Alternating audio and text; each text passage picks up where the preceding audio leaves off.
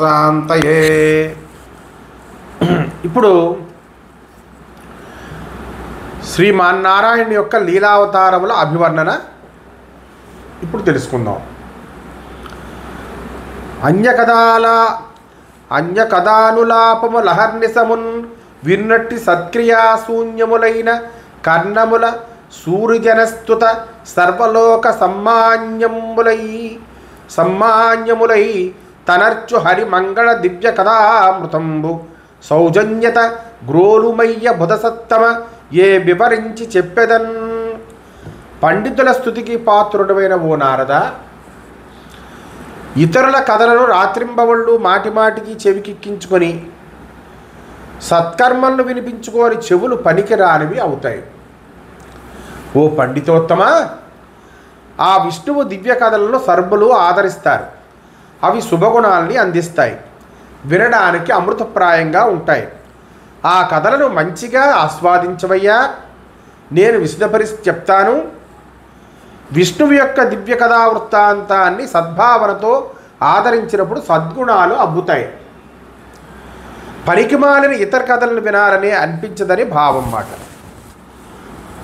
అని చెప్పి నారదుడి వైపు చూసి మళ్ళీ బ్రహ్మగారు ఏమన్నారట, కనకాక్షుండు భుజా విజృంభణమునకన్ క్షాచక్రముం జాపజుట్టిన మాడ్యం గొనిపోవ యజ్ఞమయదంష్ట్రి స్వాకృతిందాల్చి యద్దనుజాడీశ్వరు డాకియబ్ధి నడుమన్ దంష్ట్రాహతిం ద్రుంపదాత్రిని గూలిం గులిసాహతిం బడు మహాద్రింబోలి యచ్చుగ్రతన్. హిరణ్యాక్షుడనేటువంటి దానవుడు తన బాహుబలత అతిశయంతో చాప చుట్టిన విధంగా భూమినంతా చుట్టి తీసుకెళ్ళిపోయాడు తన బాహుబలంతో. విష్ణువు తన ఆకృతి నుంచే యజ్ఞ శరీరంతో కోరలగల పందిగా రూపాంతరం కలిగించాడు. సముద్రం నడుము దాగి ఉన్న ఆ రాక్షసుని ఎదుర్కొన్నాడు. తన దంతాలతో పట్టి చంపాడు. వజ్రాయుధం దెబ్బకు కూలిపడిన పెద్ద పర్వతంలా ఒక్క పెట్టిన ఆ రాక్షసుడు భయంకరంగా కూలిపోయాడు. ఇంకా సుయజ్ఞావతారం సంగతి వినిపిస్తాను విను అంటూ బ్రహ్మగారి ఇంకో అవతారం గురించి చెప్తున్నారు. ప్రకట రుచి ప్రజాపతికిని స్వయంభవుని కూతురాకూతియను లతాంగి కర్ది జన్మించి సుయజ్ఞుండు నా నొప్పునతడు దక్షిణయను నతిభయందు సుయమనామామరస్తోమంబు పుట్టించి ఇంద్రుండై వెలసి ఉపేంద్రరీర నకిల్లోకంబులయార్తి హరించిన నతని మాతామహుండైన మనువు తన మనంబున దచ్చరిత్రమున కలరి పరమ పుణ్యుండు హరి అని పలికెగాన సంచిత జ్ఞాననిధి అయి సుయోజ్యడలమి దాపసోత్తమ హరి అవతారమయ్యే. స్వయంభవమను కూతురికి ఆకూతికి రుచి ప్రజాపతికి పుట్టినవాడు సుయజ్ఞుడు. ఇతడు దక్షిణ అనే కాంత వల్ల సుయములు అనే దేవతలకు చాలామందికి జన్మనిచ్చారు. ఆ సుయజ్ఞుడు ఇంద్రుడనే పేర వెలసి విష్ణువు వలనే కష్టాలన్నిటి నుంచి ప్రపంచాన్ని గట్టెక్కించాడు. ఇలాంటి ఇతడి మంచి నడతను గమనించిన ఇతడి తాత అంటే తల్లి యొక్క తండ్రి మనువు గారు ఇతన్ని పరమ పుణ్యమూర్తి అయిన శ్రీహరి అని పిలిచాడు. కనుకనే ఓ యోగీంద్ర, మంచి జ్ఞాననిధి అయిన ఆ సుయజ్ఞుడు సంతోషించి శ్రీహరిగా అవతారం ఎత్తాడు అని శ్రీహరి అవతారాన్ని చెప్పి సాంఖ్యయోగాన్ని ప్రవర్తింపజేసిన ఉపదేశకుడు కపిలుడి అవతారం గురించి విను అంటూ బ్రహ్మగారు మళ్ళీ ఇలా చెప్పారు. ధృతమతి దేవహూతికిని దివ్య విబుండగు కర్దమ ప్రజాపతికి ప్రమోదవప్ప నవభామలతో కపిలుండు పుట్టి ఏగతి హరిపొందునట్టి సుభగంగమగు సాంఖ్యము తల్లికిచ్చి దుష్కృతములు వాపి భూపే మునిసేవితమై తనరారు మోక్షమునకు. దివ్యులకు ప్రభు కర్దమ ప్రజాపతి, అతని భార్య దేవహూతి ధైర్యవతి. శ్రీహరి వారికి కపిలుడు అనే పేరుతో అవతరించాడు. అతడితో 9 మంది చెల్లెళ్ళు కూడా పుట్టారు.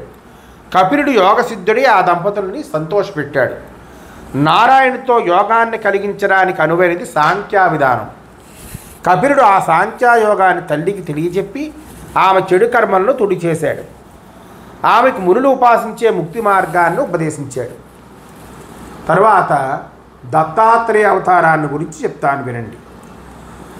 తాపసోత్తముడత్రితనయుగోరి రమేశు వేడిన హరియేను నీకు ననగ దత్తుడనైతినని పల్కు కథమున నతడు దత్తాత్రేయుడై జనించిన మహాత్ముని చరణాబ్జ పరాగ సందోహంబుచే భూతదేహులగుచు ఐహయదువంశ లైహికా పుష్పిక ఫలరూపముగు యోగ బలము వడసి సంచిత జ్ఞాన ఫల సుఖైశ్వర్య శక్తి శౌర్యంబుల బొంది తమ కీర్తి చదల వెలుగ నిందునందును వాసినెక్కిరెట్టి దివ్యతరమూర్తి విష్ణు నుతింపధరమే. మునివరుల్లో మేటి అత్రి మహాముని కొడుకును కనాలనే కాంక్షతో విష్ణువును వేడుకున్నారు. ఆ హరి, ఓ పుణ్యాత్ముడా, నేను నీకు దత్తుడయ్యాను అని పలికాడు. ఆ ప్రసన్నత కారణంగా శ్రీపతి దత్తాత్రేయుడిగా జన్మనెత్తారు. ఆ మహాత్ముడి పాదపద్మాల పుప్పుడి వల్ల ఐహయ యాదవ వంశీకులు పునీతులయ్యారు. ఇహలోక పరలోకాల ఫలరూపమైన యోగశక్తిని పొందారు. అట్లా చక్కటి జ్ఞానఫలాన్ని, సుఖాన్ని, సంపత్తిని, ఈశ్వర శక్తిని, ప్రౌఢమును పొందారు.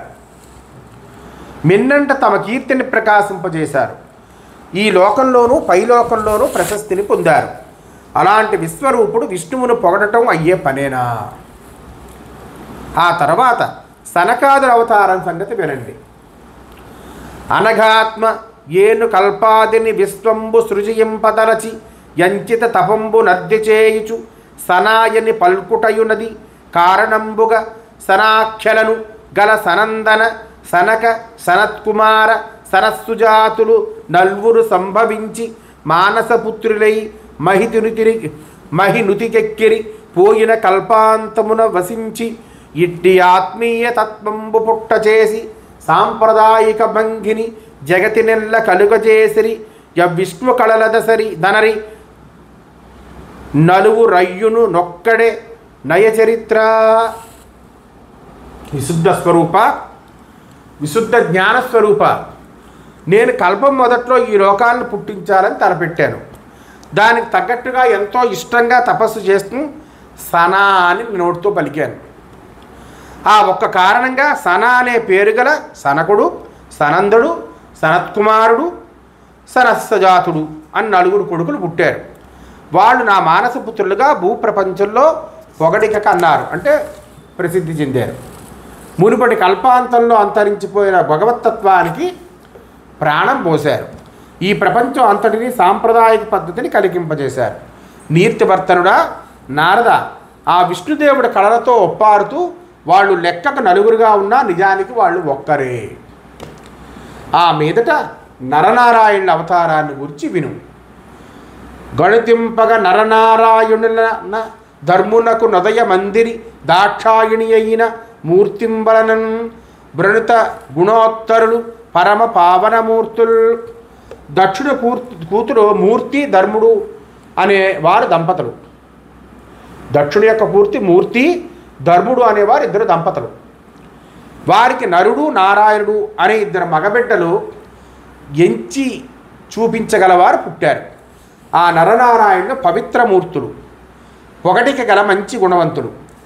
అనగలు బదరీవనమున వినత తపోవృత్తి నుండ విబుధాది నిపున్ మనమున నిజపదహానికి ఘనమున జింతించి దివిజ కాంతామునులను.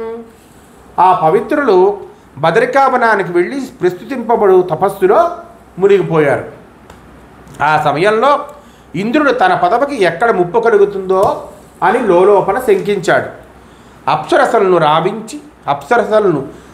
రావించి తపో విఘ్నముగా వింపుడనుచు బనుపగడు వేడుకతో భవానీకునులనగా వనితలు సనిరి బదరికావనమునకున్ రప్పించి అప్సరసను రప్పించి తపస్సును భంగం చేయండి అని నియమించాడు.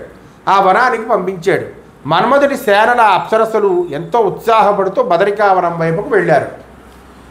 అక్కడ బదరికావనంలో నరనారాయణలున్న చోటికి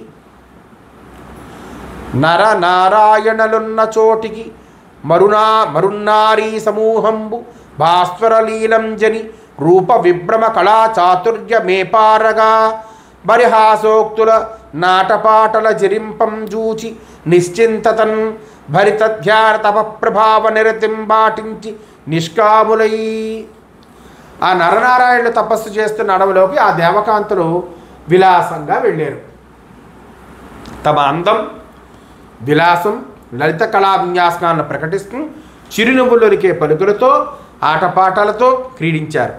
ఆ విలాస ప్రదర్శనలను నరనారాయణులు చూసినా వారిలో ఏమాత్రం చలనము లేదు, కామము కలగలేదు. అంతకు మించిన ధ్యానంతో నిరంతర తపఃప్రభావ నీతిని పాటించారు. క్రోధము దమ తపములకును బాధకమగు వెరిటెరింగి దివిజ బామలపై నమ్మేధానిధులొక ఇంతయు క్రోధము దేరైరి సత్వగుణయుతులగుటన్. కోపం తమ తపస్సులకి భంగం అవుతుంది అని భావన చేశారు నరనారాయణులిద్దరూ. కోపించుకుంటే తపస్సు పాడైపోతుందని. వారు పరమ ప్రజ్ఞావంతంగా సాత్వికంగా ఒకంత కూడా ఆ అప్సరసల మీద కోపాన్ని తెచ్చుకోలేదు.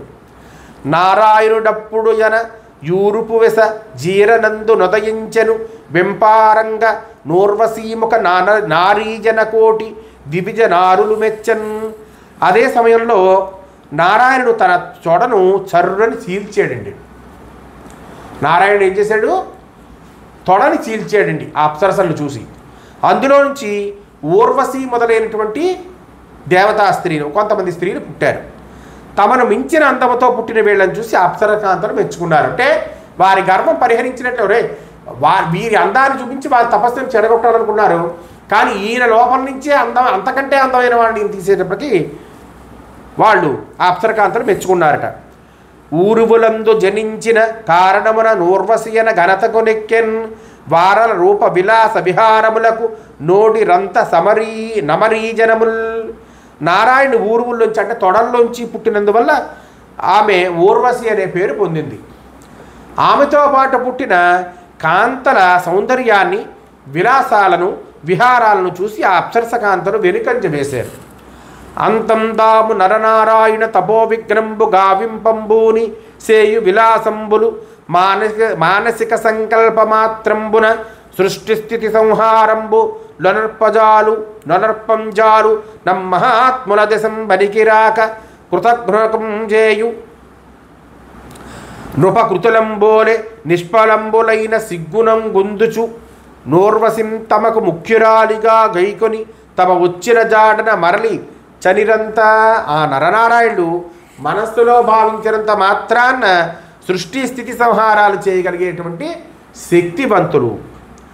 చేసిన మేలు మరచేవాడికి చేసే ఉపకారాల్లాగా ఆ మహాత్ముల తపస్సును భంగం చేయడానికి చేసిన అప్సరసల ఆహాభావ విలాసాలన్నీ ఏ ఫలము లేవనివయ్యాయి. వాళ్ళ తపస్సుని భగ్నం చేయలేకపోయారు. వాళ్ళంతా సిగ్గుతో ముడుచుకుడిపోయారు. ఊర్వశిని తమకు నాయికగా స్వీకరించారు. వాళ్ళంతా వచ్చిన త్రోవనే మళ్ళీ వెళ్ళిపోయారు. అన్ని అందాలకు ఆనందాలకు ఆత్మే మూలం. అలాంటి ఆత్మతత్వజ్ఞులకు లోక సంగతులు అంటవని భావం అన్నమాట. కాముని దహించ క్రోధ మహామహిమను రుద్రుండట్టి యతి కోపము నా ధీమంతులు గెలిచిన నిన్నన్ గామము గెలిచుటకు చెప్పగా నేమిటికిన్. మహాశివుడు శృతిమించిన కోపంతో మన్మధుణ్ణి బుగ్గిపాలు చేశాడు. కానీ అంతటి కోపాధిక్యాన్ని ఈ మేధావంతులు నరనారాయణులిద్దరూ కూడా జయించారు.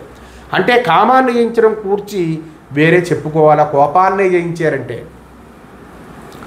అలాంటి నరనారాయణ అవతారం లోకాలన్నింటినీ కూడా పవిత్రం చేసేది అయ్యింది. ఇక ధ్రువావతారం గురించి చెప్తాను వినండి. మానిత చరితు దుత్తానపాదుండన భూవరేణ్యునకు సత్పుత్రుడనగా నుదయించి మహిమ బెంపొంది బాల్యంబున జనకుని కడ నుండి సవితి తల్లి తనునాడు వాక్యాస్త్రతతి గుంది మహిత తపంబు గావించి గాయంబుతోడ జని మింట ధ్రువపదస్థాయి అయి యట మీద నద్ది వర్తించు భృగ్వాది మునులు చతురగతి గ్రిందవర్తించు సత్తరుషులు బెంపు దీపింపదన్ను నుతింపుచుండ ధ్రువుడు నా నొప్పియా విష్ణుతుల్యుడగుచు నున్న పుణ్యాత్ముడిప్పుడు నున్నవాడు. ఉత్తానపాదుడు సాటి రాజుల్లో మేటి అయినవాడు, గొప్పవాడు, ఆదరణీయమైన నడవడి కలవాడు. ఇతని కొడుకు ధ్రువుడు చాలా మంచివాడు. తన గొప్పతనంతో వృద్ధిలోనికి వచ్చినవాడు. పసితనంలో తండ్రి వద్ద ఉన్నప్పుడు మారుతల్లి మాట్లాడిన మాటల బాణాల పరంపరలకు కుంగిపోయి పెద్ద తపస్సు చేశాడు. సశరీరుడుగా ఆకాశంలో స్థిరమైన పదవిని పొందాడు. ఆ చోటికి పైన ఉన్న భృగువు మొదలైన యోగులు, దిగువన ఉన్న సప్తర్షులు అతని తపస్సును కుతూహలంగా, చాతుర్యంగా, అతిశయంగా స్తుతిస్తూ ఉంటారు. అతడు ధ్రువుడుగా ఒప్పుతూ విష్ణువుతో సరిసాటిగా నేటికి ధ్రువంగా ఉన్న పుణ్యాత్ముడు. ఇక పృథుని అవతారం గురించి విను. వేణుడు విప్రభాషణ భవి ప్రహరచ్యుత భాగ్య పౌరుషుండై నిరయంబునంబడిన నాత్మతనూభవుడై పృథుండు నాభూని జనించి తజ్జనకు బున్నరకంబును వాపి మేదినిన్ దేని ఉంచేసి వస్తు వితతిన్ బితికెన్ హరి సత్కళాంసుడై. వేణుడనే రాజుగారు బ్రాహ్మణుల శాపవాక్కులనే వజ్రాయుధం తాకిడి గురి అయి తట్టుకోలేకపోయాడు. సర్వసంపదలను, పురుషాహంకారాన్ని దూరం చేసుకున్నాడు. నరకలోకానికి చేరుకున్నాడు. వేణుడి కొడుకు పృథుడు. ఇతడు భగవంతుడి అంశతో పుట్టినవాడు. తన తండ్రిని పున్నామ నరకం నుంచి కాపాడినవాడు. భూమిని గోవుగా చేసి అన్ని ఔషధులను పిండినవాడు అని చెప్పి బ్రహ్మ నారదుడితో ఇప్పుడు వృషభావతారం గురించి తెలియజేస్తాను విను అన్నాడు. అగ్నిద్రుడనే వానికి నాభి అనే కుమారుడు కలిగాడు. అతని సతి సుదేవి. ఈమె మారు పేరు మేరుదేవి.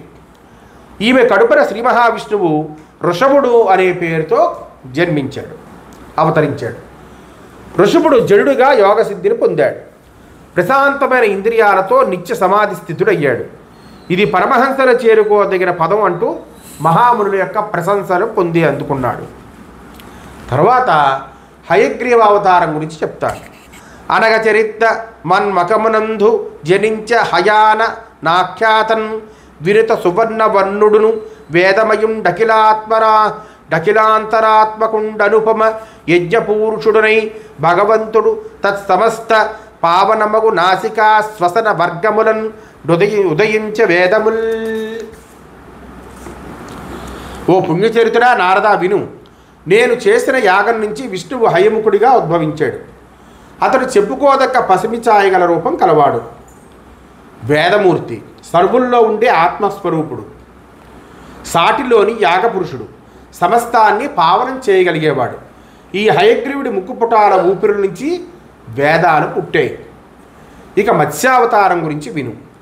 ఘనుడు వైవస్వత మనువుకు దృష్టమై ఎరుదించినట్టి యుగాంత సమయమందు విచిత్ర మత్స్యావతారము దాల్చి యకిలావనీమయం వగుచు జాల సర్వజీవులకు నాశ్రయభూతుడగుచు నేకార్ణవంబైన తోయముల నడుమ మన్ముఖ శ్రద వేద మార్గములను జిగ్గుపడకుండా శాఖలేర్పడగ చేసి దివ్యులర్దింప నాకర్ది తెచ్చిచ్చి మనువు నెక్కించి పెన్నాభ వనధినడు మునుగకుండగ సరసిన నరసిన నిమిషావతారమేరికి నృతియంపదరమే వత్సా.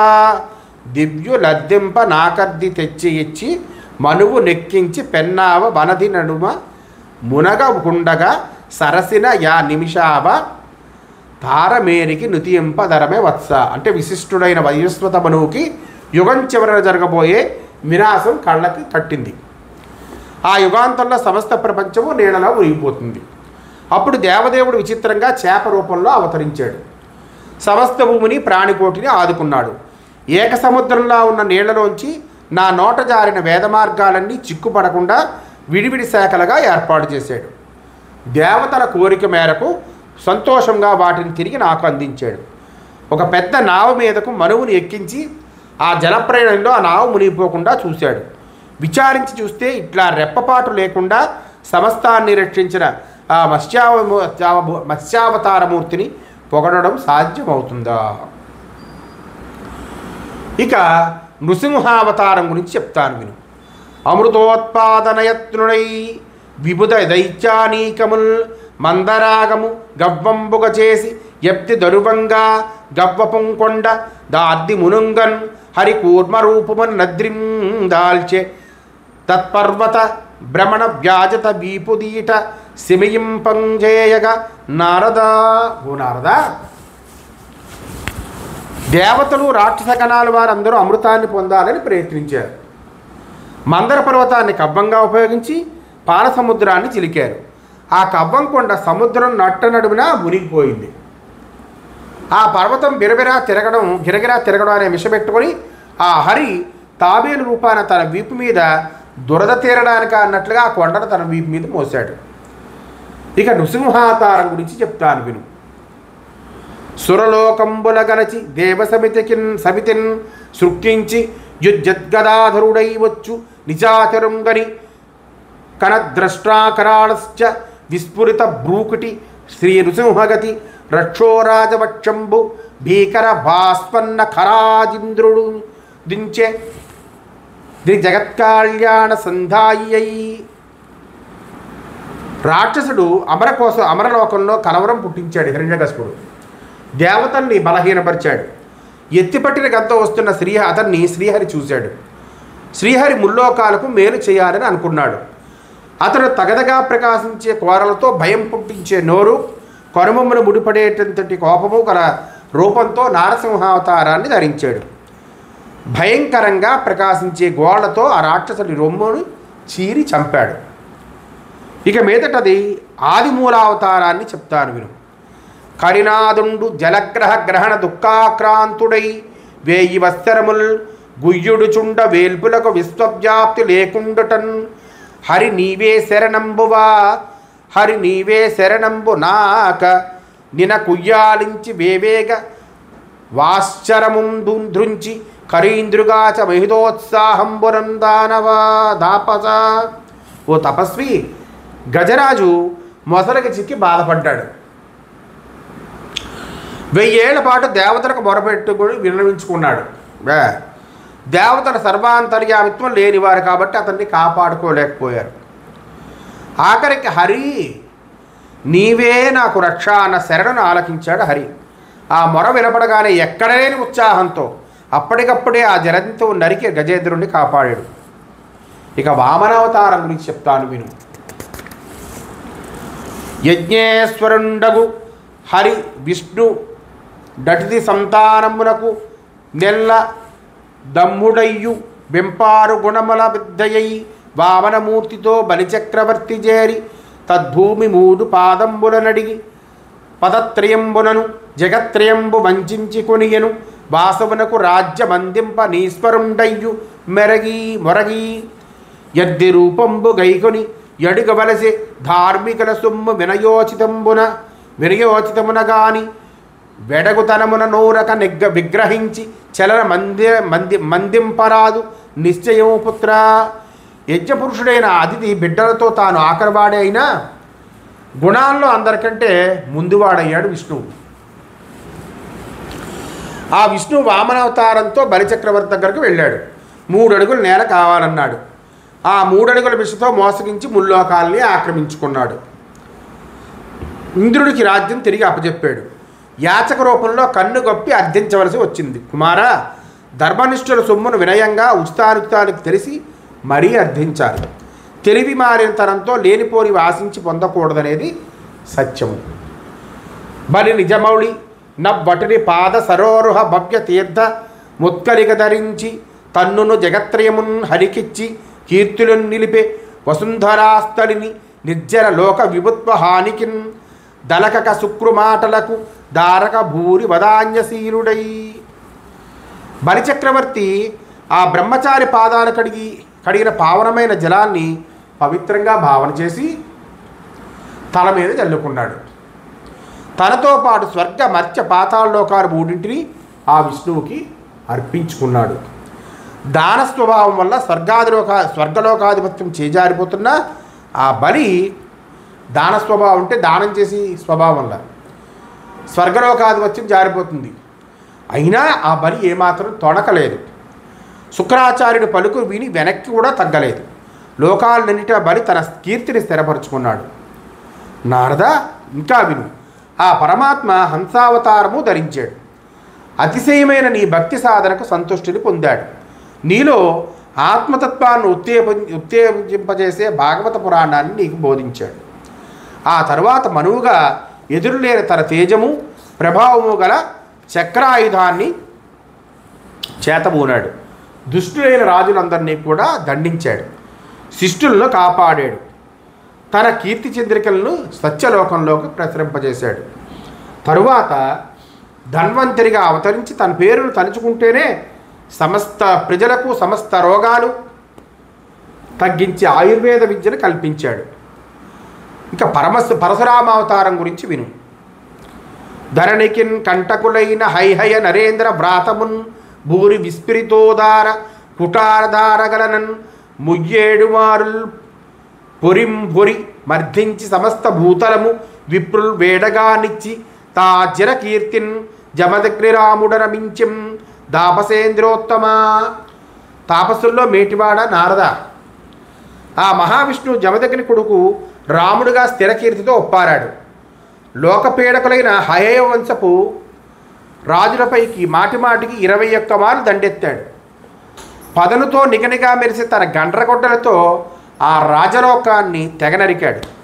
సమస్త భూమండలాన్ని బ్రాహ్మణులకు దానం చేసి ధర్మరక్షకుడు అనే కీర్తిని పొందాడు. మరియు ఇక శ్రీరామావతారం గురించి చెప్తాను విను.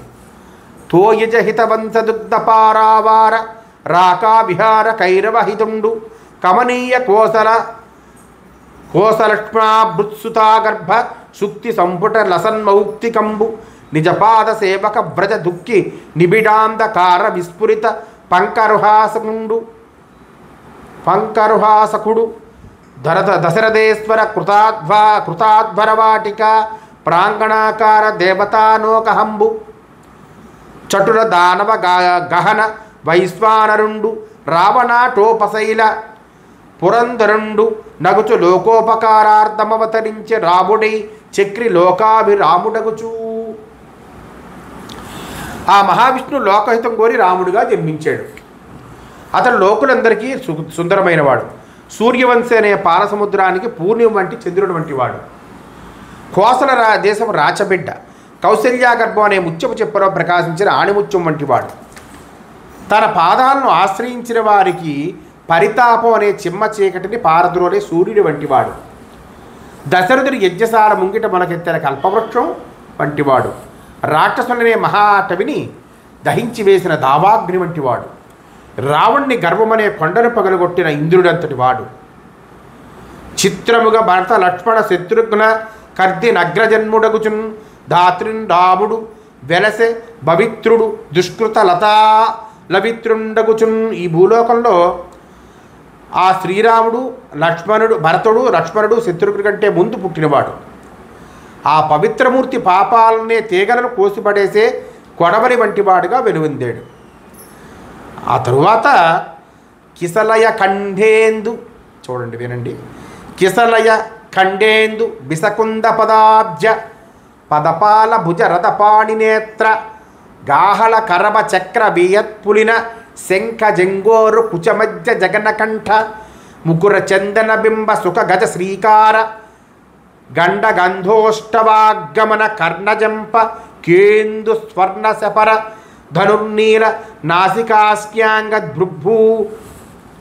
దృగ్భూ శిరోజ నడి సుధావర్త కుంతల హాసనాభి కలిత జనకావనీపాల కన్యక లలామ భరిణవయ్య లలాటనేత్ర కార్ముక ధ్వంస ముంకువ గాగనతడు. జనకుడు కూతురు సీత. ఆమె పాదాలు చిగురు టాకునేటండి. చిగురించి ఆకుల్లా ఉంటాయి ఆ పాదాలు. నుదురు నెలపొడు పంటాం కదా, చిన్న చంద్రుడు వస్తాడు కదా అమావాస్య తర్వాత, నెలపొడు పంటారు అది. భుజాలు తామరతుండ్లట, పలువరస మల్లె మొగ్గలట, అరచేతులు పద్మాలు, కళ్ళు కలువలు వంటివి, పిక్కలు బాకాలట, తొడలు కరబాలు, పక్షోజాలు చక్రవాకాలు, నడుము ఆకాశం, పిరుదలు ఇసుక తిన్నెలు, కంఠము శంకువు, చెక్కిళ్ళు అద్దాలు. ఆ చెక్కిళ్ళలో అందరూ కనబడతారన్నమాట, అద్దంలా ఉంటుంది.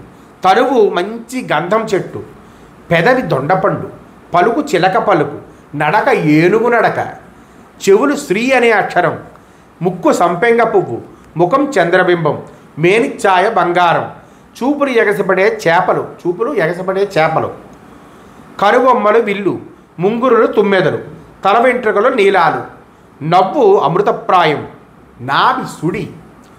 ఇలాంటి లోకోత్తర సౌందర్యరా సీత.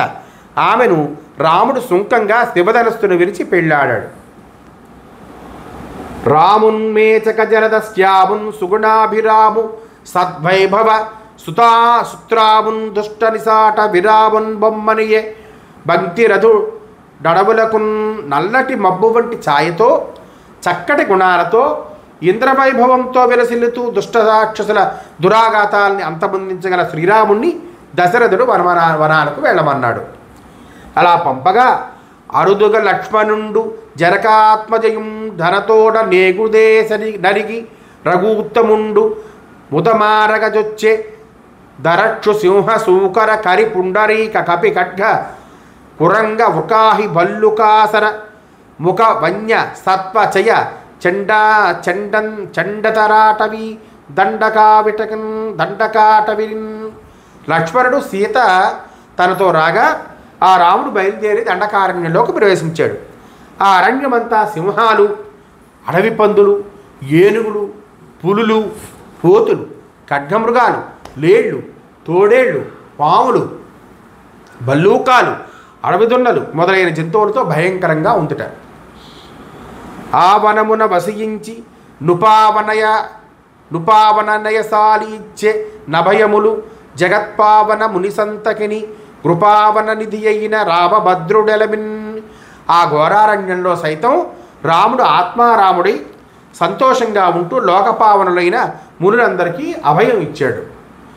ధర్మతత్పరులైన రాజుల రక్షణం, దయాళుత్వం, నీతిపాలన ఆయన స్వభావ గుణాలు.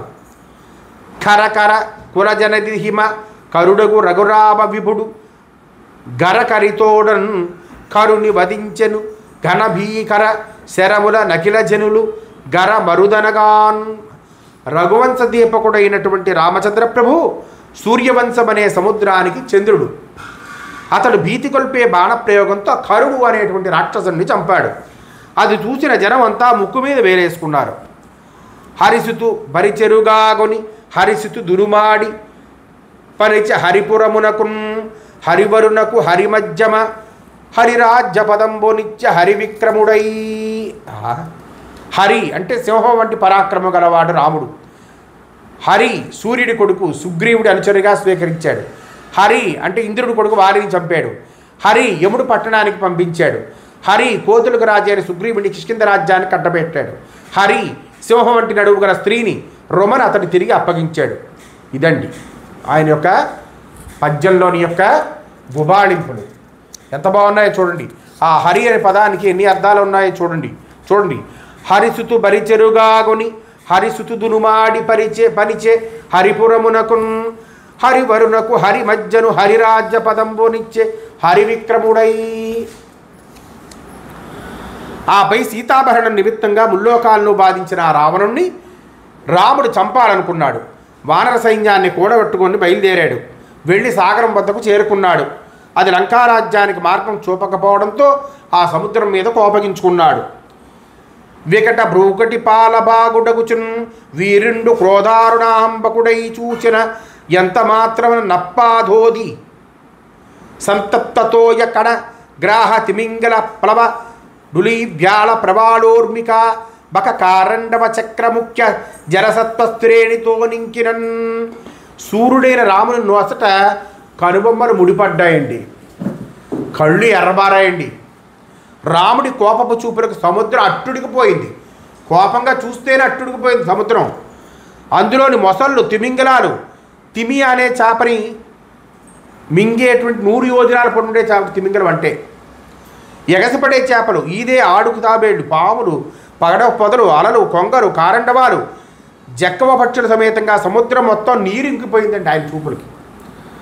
అయ్యవసరంబున సముద్రుండు కరుణా సముద్రుండగు శ్రీరామభద్రుని శరణంబు సొచ్చినంగరునించి ఎప్పటి ఎట్లు నిలిపి నలురుచే సేతువు బంధింపించి తన్మార్గమునంజని. అదే సమయానికి సముద్రుడు శరణం కోరాడండి. ఇక అయిపోతుంది సముద్ర పనాన్ని. దయాసాగరుడైన రాముడు సముద్రుణ్ణి అనుగ్రహించాడు.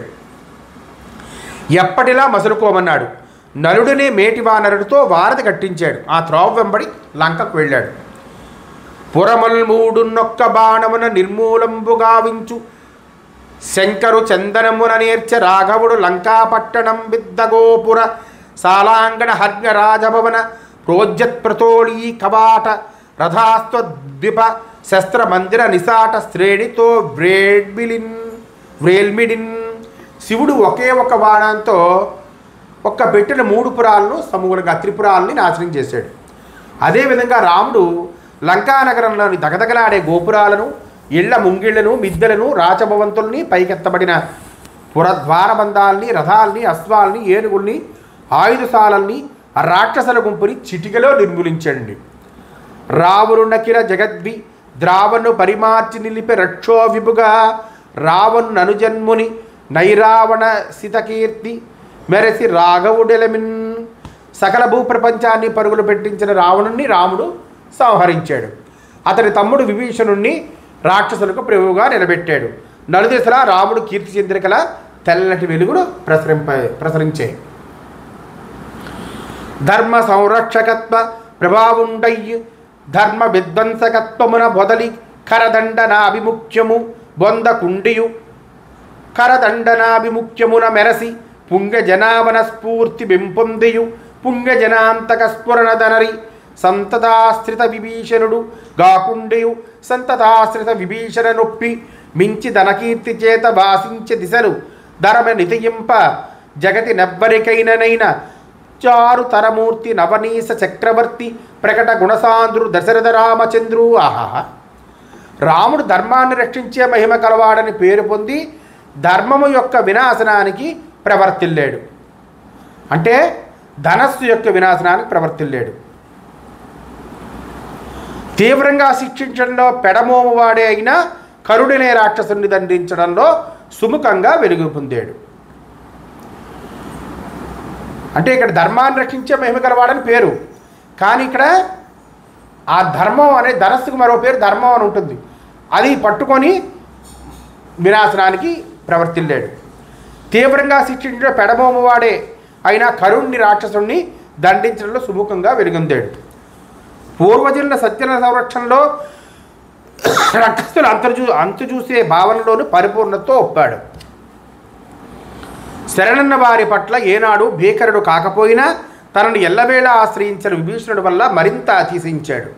ఇలాంటి తన రాముడు ఇలాంటి తన కీర్తి చేత దిగంతాలు పరిమళించాయి. సుందరాకారుడు, రాజులకే రాజు, సుగుణాభిరాముడైన దశరథరాముడిని పొగడడం ఈ లోకంలో ఎవరి వల్ల కాని పని.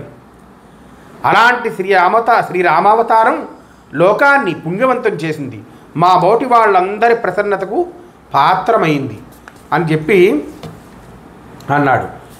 తర్వాత కృష్ణావతారం గురించి చెప్పుకోవడం మాట. ఇది వచ్చే భాగంలో చెప్పుకుందాం. హరి ఓం శ్రీకృష్ణార్పణమస్తు.